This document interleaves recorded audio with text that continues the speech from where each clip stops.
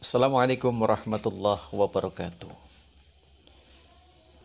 Sebelum kita beraktivitas, tentu saja kita hendaklah untuk tidak lupa membaca basmalah atau kalimat Bismillahirrahmanirrahim.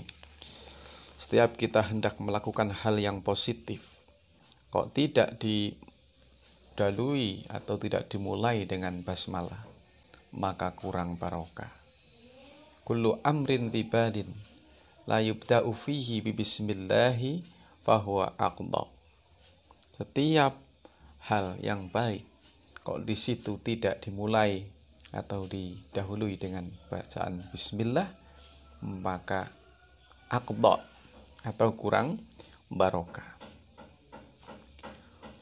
Coba Anda lihat, bila mana Anda mempunyai seekor sapi yang tinggi besar, ya, gemuk, namun ternyata kakinya cuma 3, sempurna atau enggak? Tidak sempurna. Begitu pula bila Anda melihat seorang wanita cantik, wong ayu, melihat wanita cantik pakai jilbab merah, ya, menor-menor, ya. Tapi ternyata begitu jilbabnya dibuka, set. Ya yang buka jangan kita-kita ya. Yang buka ya suaminya. Ternyata telinganya hanya 1. Kalau telinganya hanya 1, secara fisik itu kurang sempurna. Begitu pula ketika kita mau amal apapun, ketika tidak kita dahului dengan bacaan bismillah, maka begitulah ya analoginya, kurang sempurna. Maka dari itu jangan lupa untuk bismillah. Saudaraku, tahu enggak mengapa bismillah itu begitu hebat, begitu ampuh? Mengapa? Kalau Anda pengen tahu, ketahuilah bahwasanya kitab yang diturunkan oleh Allah Subhanahu wa Ta'ala dari langit itu jumlahnya sebenarnya ada 104. Ya. Ada berapa? Ada 104. Ya. Apa aja? Di sini dijelaskan bahwasanya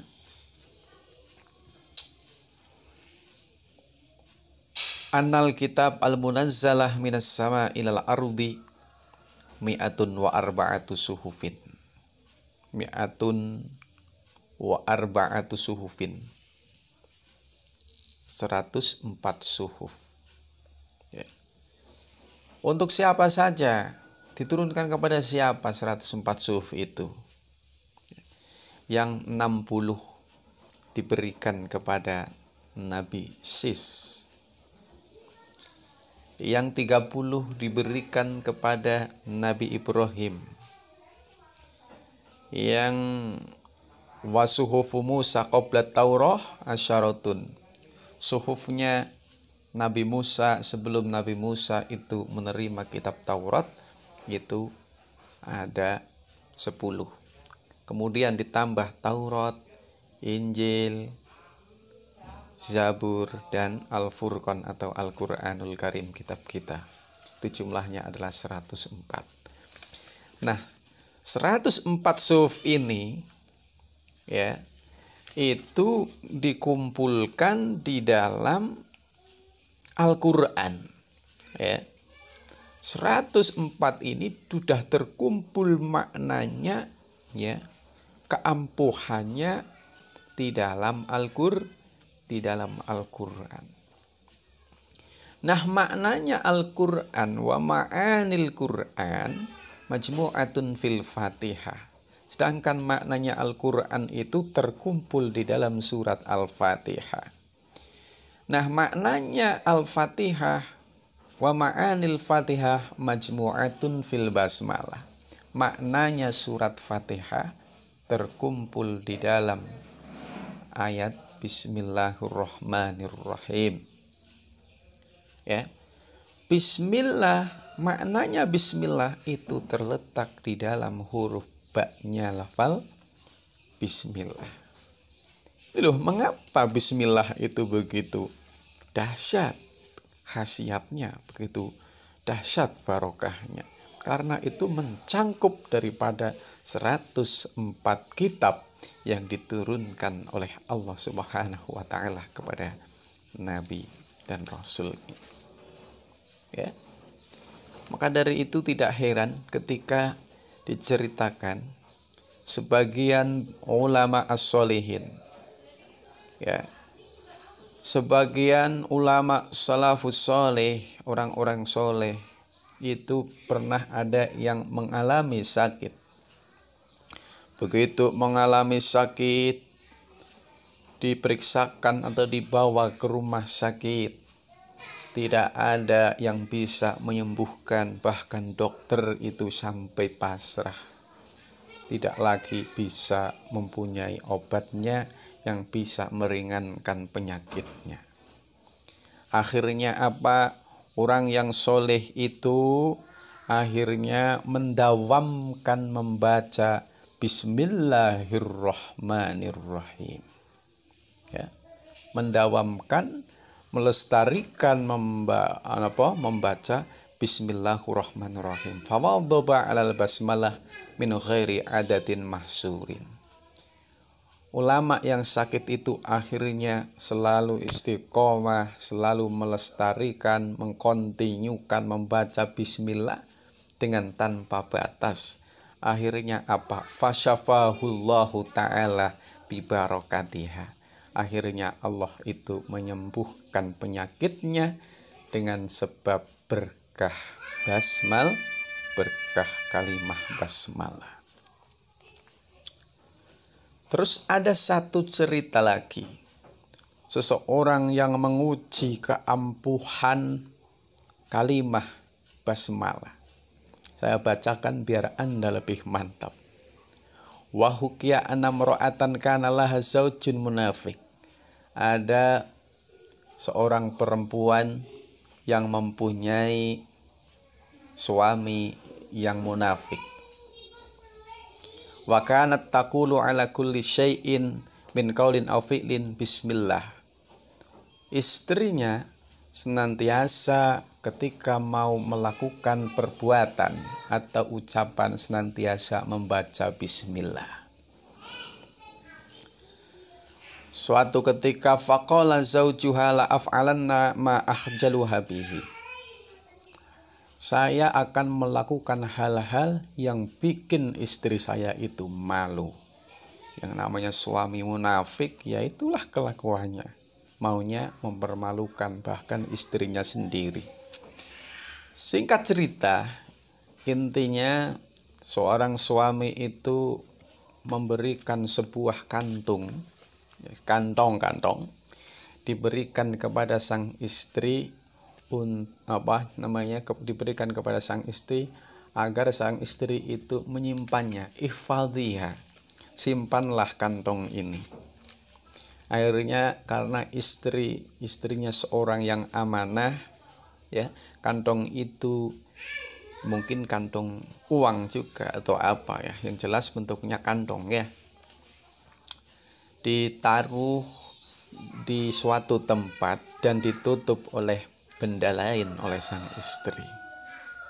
Akhirnya oleh sang suami yang nakal itu, yang munafik, sang suami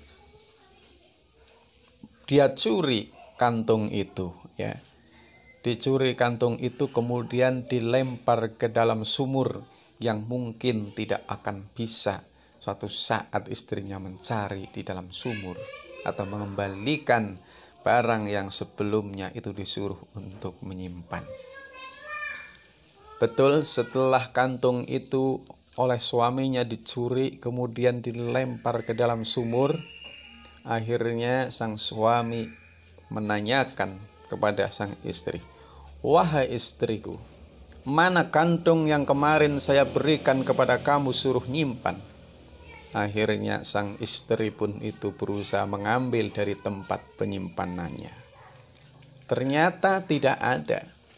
Apa yang dilakukan oleh sang istri? Yang dilakukan oleh sang istri adalah membaca Bismillahirrahmanirrahim. Apa kejadian yang terjadi? Akhirnya fa'amarallahu ta'ala Jibril alaihissalam ayanzilas sari'an wa yu'idu surah ila makaniha.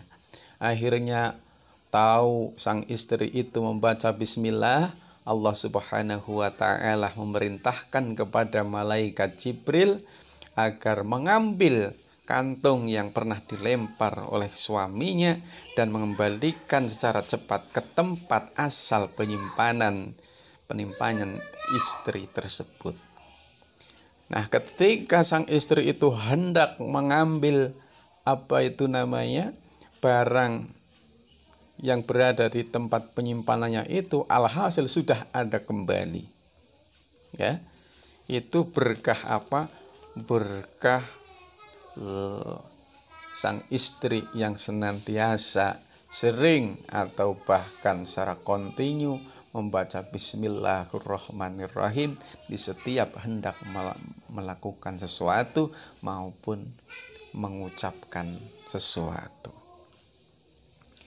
Nah, mengetahui hal demikian, sang suami kaget. Fata'ajjaba min dzalik hoyatat ta'ajjub. Sang suami itu benar-benar heran, ya, benar-benar heran. Kenapa? Wong kantung itu sudah saya buang ke dalam sumur, tapi istri saya masih bisa saja mengembalikan hal yang sudah pernah saya buang dan bahkan tidak mungkin akan bisa menemukannya. Ini berkah basmalah. Akhirnya karena kekaguman kepada istrinya yang solehah itu, sang suami wataba ilallahi ta'ala min nifaqihi.